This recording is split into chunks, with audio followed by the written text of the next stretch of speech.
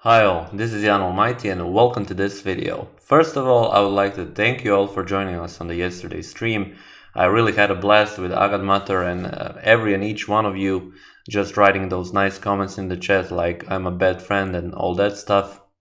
It was really fun, and also of course the tournament was really great, a lot of great players, Penguin winning it. I guess a lot of you did expect that, but still it was a nice thing to watch. Like on that stream, see a couple of games, of course. Yeah, other than that, I would like to take this opportunity once again to congratulate Agadmatter on his 200k milestone. It is really a nice one, so congrats on that. And yeah, hope for the many more to come, and of course many more streams to come. And yeah, that is pretty much it for that. I would like then to jump into this video.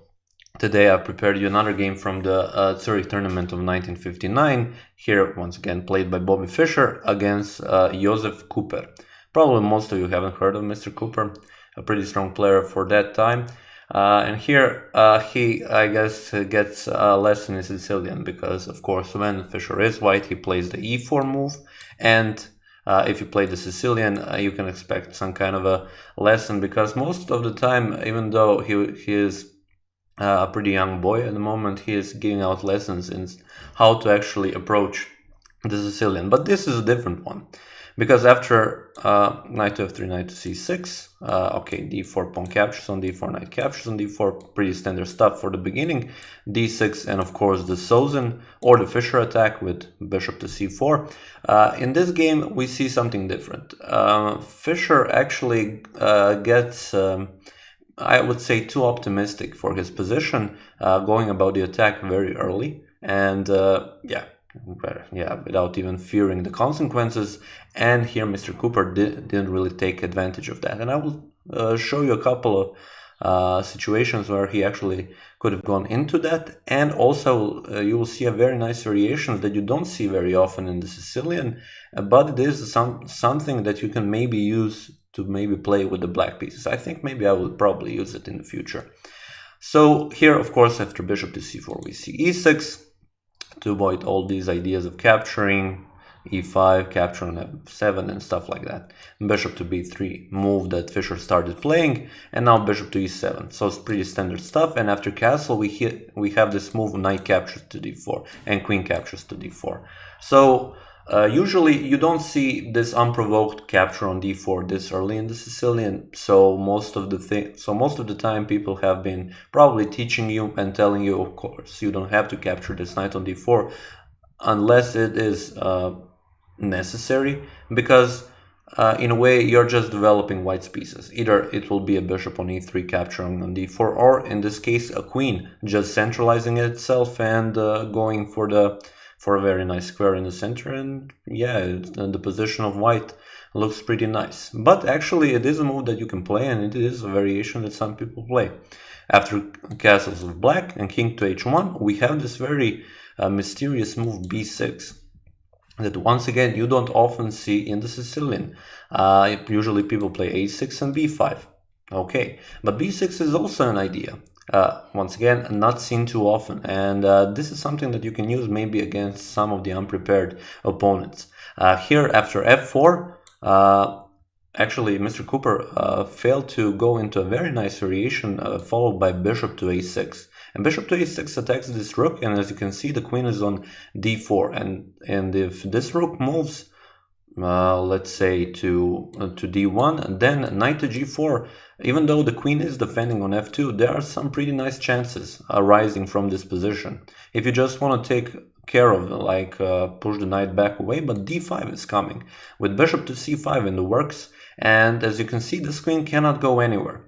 So playing knight to a4, stopping bishop to c5 and back knight to f6, this is a pretty nice position for black. So having these options, knight to e4 maybe in some positions, bishop, after removing this knight to e4, this g3 weak square now, yeah, black is in a pretty good position. Also the same idea would occur if, for example, the rook goes on f3.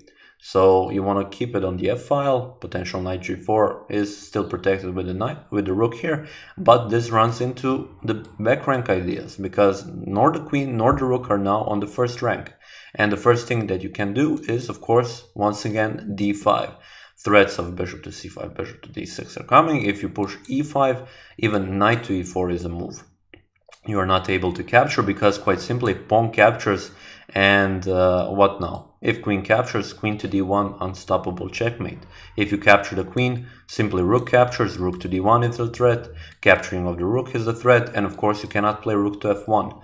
So a very nice idea, and after knight being on e4, threatening bishop to c5, black is in a better position. So this is something also pretty new to me because I haven't seen knight captures and all of these ideas.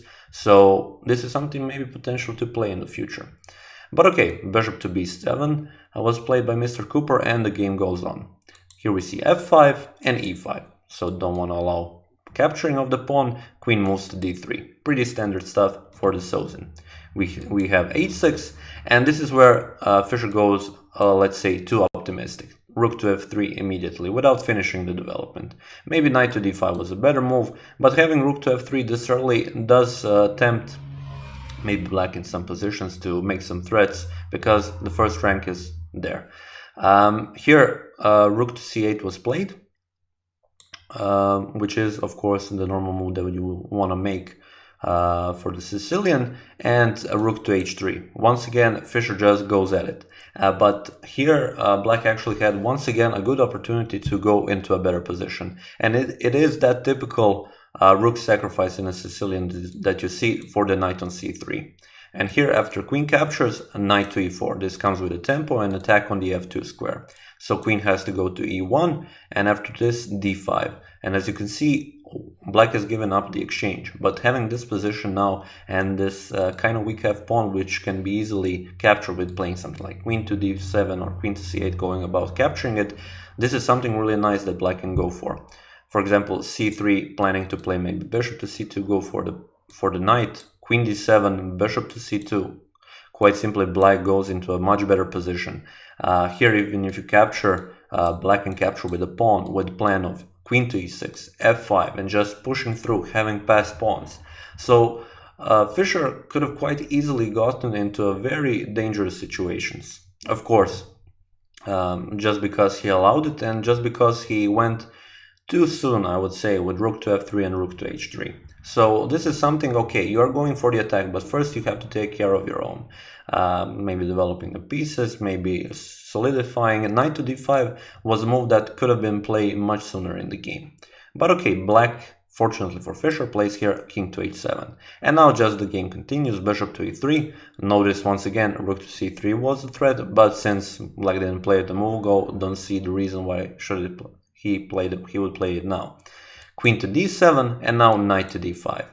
Going for that centralizing of the knight, black of course captures, and bishop captures. And here, once again, knight doesn't have to capture, but black, unprovoked, just goes for it. Okay, I can see the attack on the queen side going on after c4 and b4, without black even having that many chances to stop it, probably because of that, but once again, unprovoked, and brings white to a better position.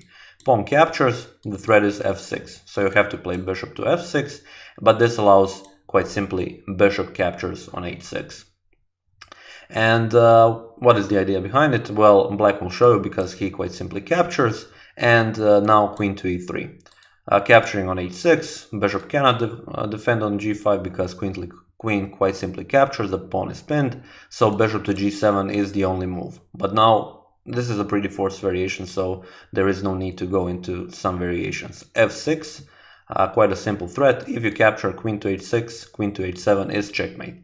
So here black doesn't have that many options. Queen to g4 was actually the best move if pawn captures, queen recaptures, but here black played rook to h8.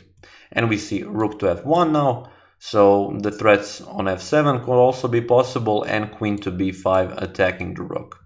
The rook is attacked, so queen to f3 defends it, and we see in the final try, which is a rook to c4.